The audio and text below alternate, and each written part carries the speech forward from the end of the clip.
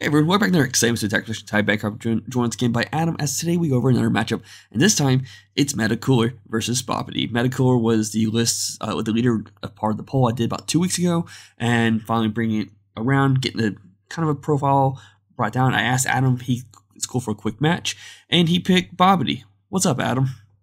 Yep, I did pick Bobbity, and we'll see how it goes. How's it going, everyone? So it was one of those things where I really didn't tell you what I was always like, hey, I just gotta test this deck out. And you have I think you have all the Boo decks built, so you just kind of grabbed one that you hadn't played in a bit. Mm-hmm. Because you didn't play that one this weekend, did you? I did not play Black Boo this weekend, no. So, I wanted to try to see if I could fit power levels with each other, because I didn't want to play something from like these later sets that I felt might steamroll the deck. So I thought that I'd go to something a little bit older, and this is kind of the older one I had in my deck. You thought you would go with a deck with a leader that pitches a card, you eat a card? Listen, okay, this. I didn't do it on purpose, okay? So it really just comes down to board spamming. Yeah. Metacooler is one of those leaders that was initially came out in set 2. And then, if I recall correctly, it didn't see a lot of play at all. And then set 9, they made a reboot leader. So boom, got it right here. Here's the difference between the two leaders. This leader will not awaken unless you have 2 Frieza Clan on in your battle area. Now, it's actually a lot easier to do that now than what I thought it was, because you could actually do that turn 2 easily, but you're tapping yourself out to do so. But hey, sometimes that's worth it, you know? And the way you can do it really is by activating the Big Getty Star on your board. By activate main, you pay 1, switch it to rest mode. You pretty much burst the top card of your deck. It's not burst because it wasn't around when this particular field card was there. And then you can play a Metacooler from your drop. And then, as long as you have a card in your Z energy, you can just pay 1 and play the Frieza Z battle card, which is a Frieza Clan card, and boom, you can awaken. There's also other ways of doing so by comboing certain cards, playing other cards that have effects that will play more Metacoolers, but the leader doesn't draw, so you're focused more on the idea of just thinning the deck out and trying to play the cards from your drop as much as possible. And once you get a board going, you play the boss monster, who then turns around and plays the same cards you just used to play it. So yeah, Metacooler, fun. Yeah, well, and I thought that it would be. I mean, this is also a set 9 leader, the Black Boo deck.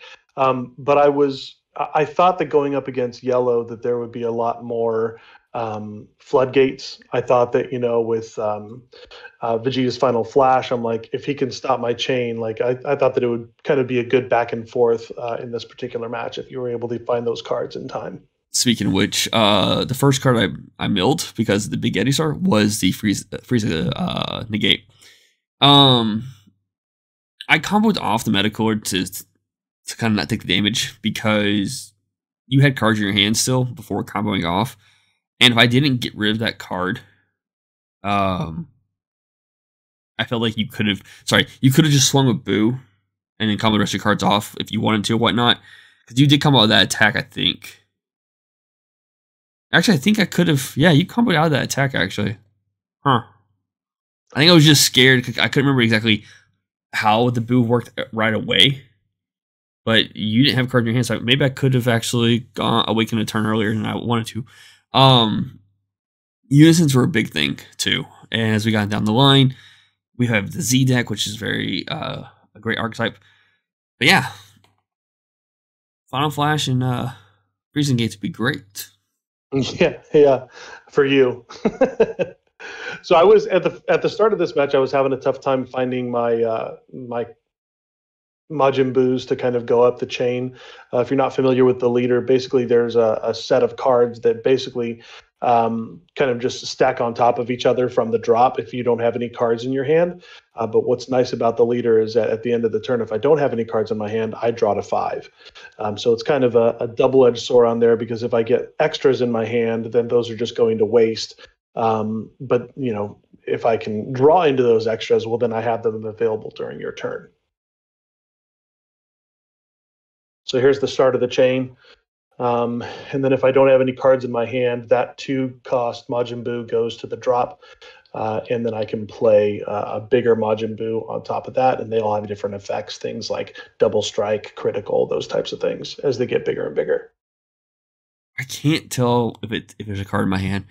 I know either this or next turn I do get hold of a Final Flash, and I know in the moment I wasn't really thinking too much on stopping your chain right away.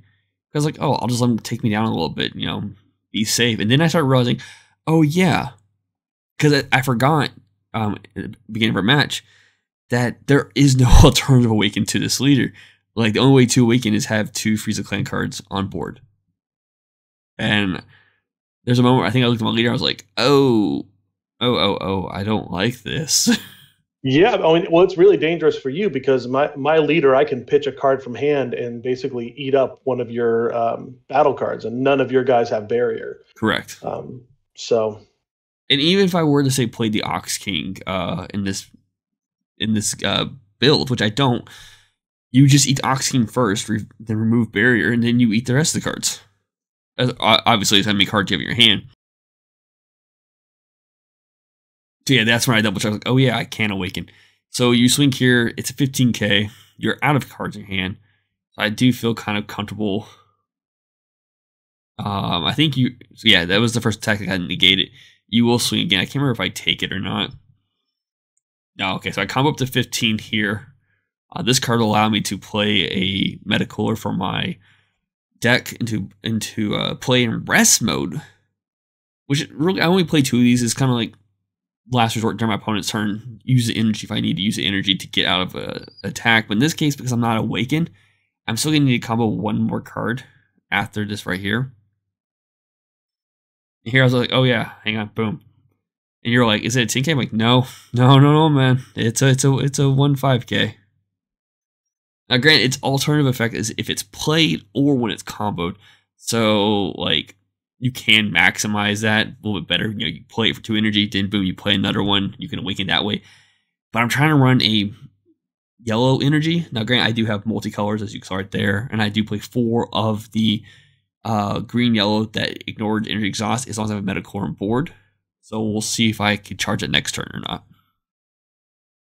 And I'm pretty good on life right now, so I felt pretty comfortable tapping out my energy to try to get that field on board, and kind of set up for my next turn.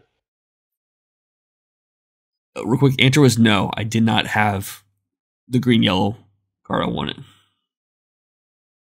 But Android 18, I feel like is a great tech in this deck, where the deck doesn't, like the leader doesn't really draw cards.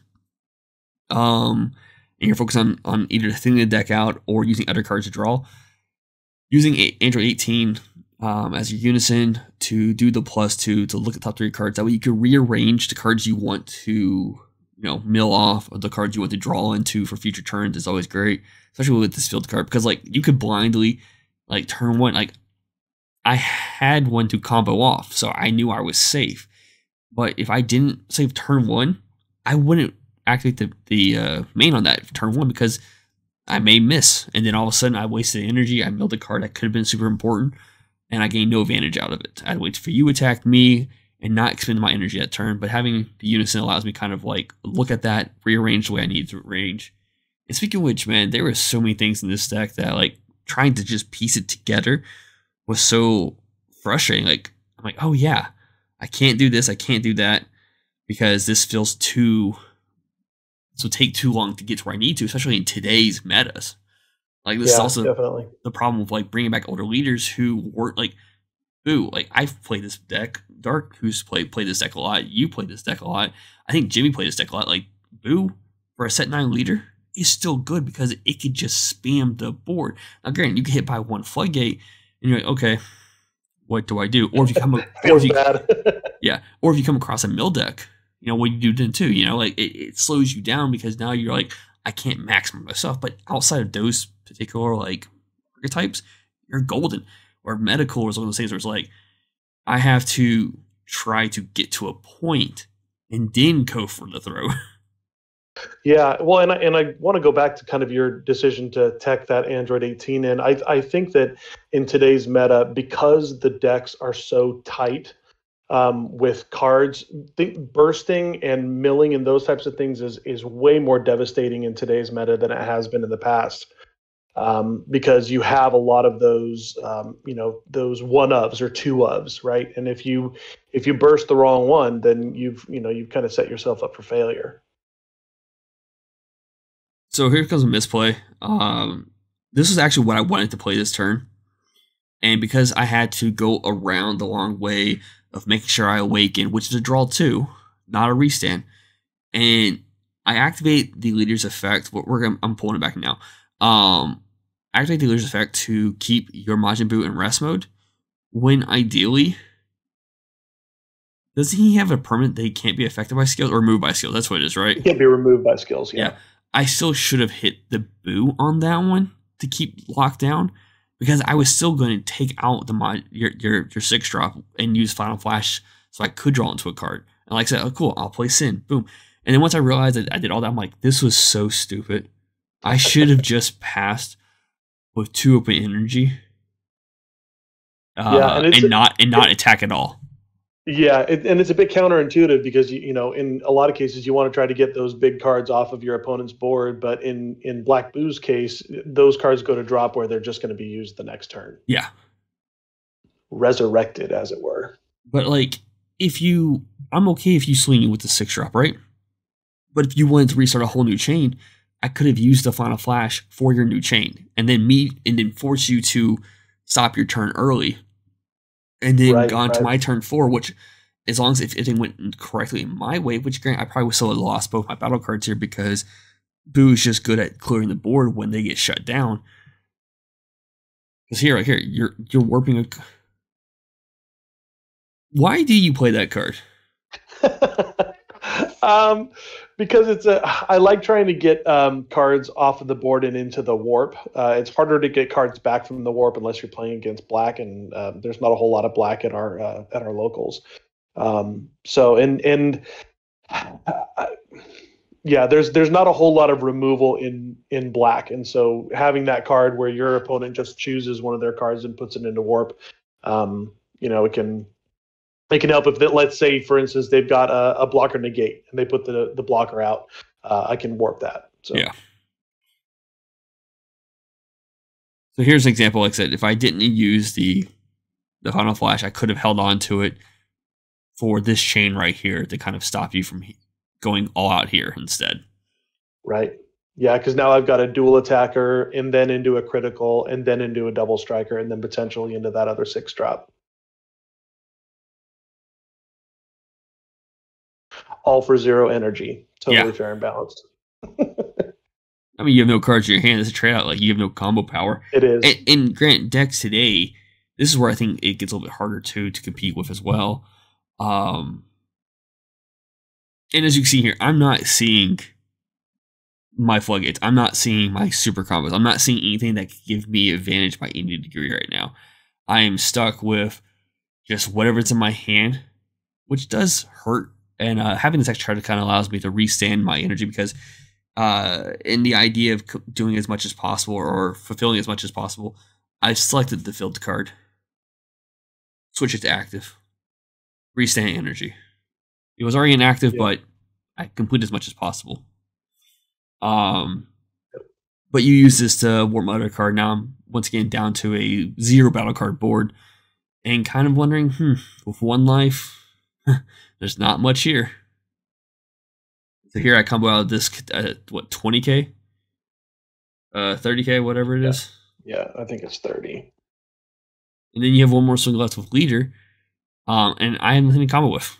So, yeah, it was really rough going against this matchup. But like I said yesterday, I do have the profile coming out hopefully later today or first thing tomorrow morning. Thank you all for tuning in. Keep in mind, there's buttons, links, and bye.